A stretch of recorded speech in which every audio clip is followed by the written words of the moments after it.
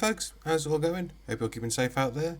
Today it's another Marvel Legends review, and I've decided to take a look at the Avengers 60th anniversary first appearance Incredible Hulk figure. Just to get things off the bat here, I'm only reviewing the Hulk figure.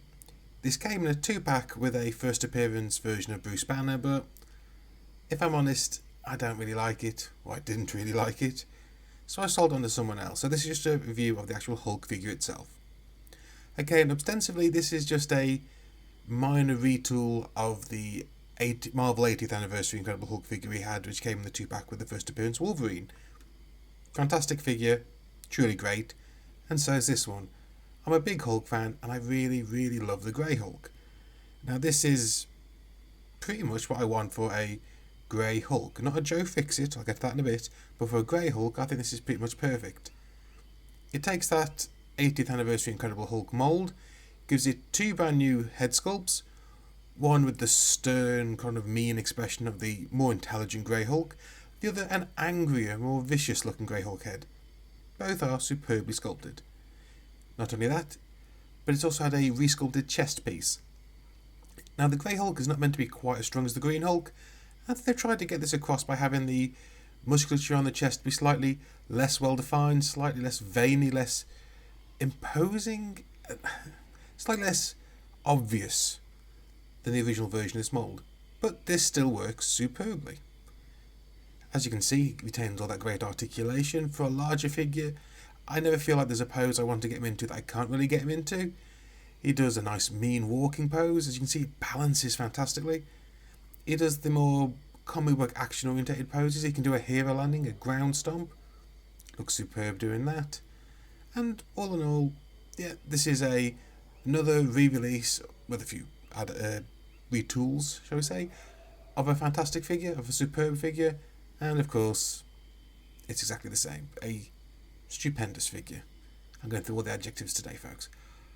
In terms of accessories, as I said, he comes with 2 different head sculpts. He comes with 2 different hand options, the closed fist, the semi-open hand. He also comes with a lead pipe or large pipe. This is something that came with a previous release of the Grey Hulk, as well as another version of the Green Hulk. It's an okay accessory. You can hold it in his semi-open hand. I doubt I'll ever use it, but it's something to put in the old prop box. He also comes with the orange shirt that you saw him in earlier. Yeah, I'm not going to put him in that. I understand that that's what he was wearing in the very first appearance on that very first cover back in 1962. But yeah, it doesn't really do it for me. But yeah, again, it's something to have in the old prop box in case you need it. Of course, as I said, this is a really great figure, but no figure exists in a vacuum. So let's compare him to a few other figures in my collection that you're probably more than likely going to have him with. Up first, let's put him with, how about another original Hulk? Zenmu, the original Hulk, and probably the largest Marvel Legends figure I've got at the moment in terms of pure chunkiness, the 80th anniversary face-off Juggernaut. Looks great with them. Just all these big figures together. I never feel like this Hulk, even though it isn't exactly the very biggest figure in my collection, he always feels the strongest with that great sculpt work. Here he is with some, I'd say in comic book terms, maybe more, the character's more equal with his strength, shall we say. We've got the Thing, the retro Thing from the Fantastic Four wave, and the retro Spider-Man release, the retro Spider-Man wave Rhino, even though I think he was a separate deluxe release, but I'll stick him as Spider-Man retro wave. Yet again, looks great with them. I like that, even though we've got 2 grey characters here, there's definitely different interpretations of how they've painted and how they've gone around the grey, different washes, different tones used. Helps the 2 stand out even if you were to put them on the same shelf. Here he is with the She-Hulk in my collection, which is that. Okay, I'm kind of wishing they'd do a new one now. I really wish they'd do a new She-Hulk. This is the one that was a re-release in green of the one that was originally released in grey. Height-wise, I think it works. I think it actually works really great next to, this is the Gamerverse Joe Fix-It Grey Hulk Build-A-Figure from the Avengers video game, that god-awful Avengers video game. I think they work pretty well there. They're pretty compatible in size. Obviously this one is of course slightly bigger. I think you can fudge it by saying he's just maybe a bit more calm and relaxed when he's in a suit.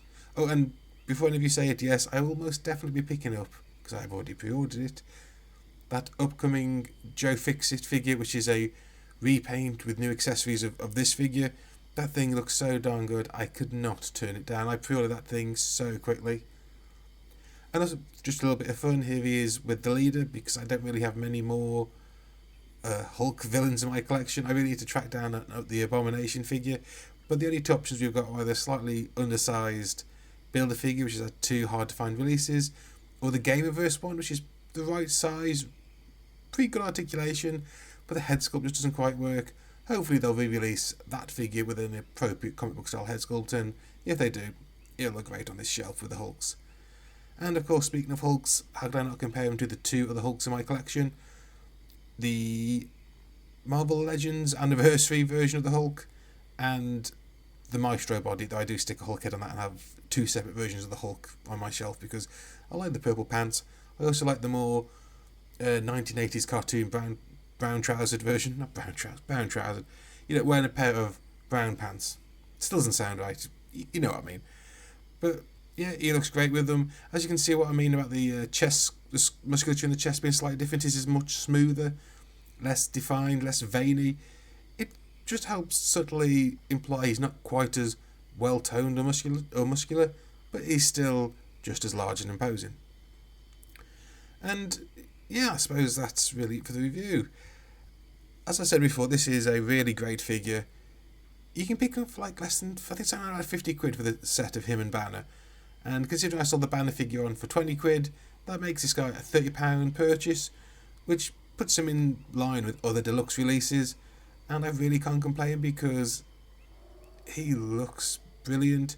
It's a figure I've wanted for a long time to have in my collection, and he sits spectacularly on the shelf with the other Hulks, and especially if you pair him up, duking it out with the Green Hulk, the two of them fighting off against each other is just classic. So yeah, that's it folks. I hope you enjoyed this review. If you want to pick this figure up for yourself, I think you can on most online retailers. Everyone, like all the big retailers, have him in. I think Game will probably have him for like a 10 in a couple of weeks' time, the way things are going.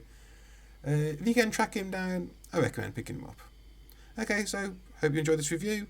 If you did, please leave a like, leave any comments you'd like to leave. If you've not subscribed to the channel, please subscribe for more reviews in the future. And until next time folks, I want you all to stay safe, stay sane and keep on rolling. And I'll see you all next time. Ta-da!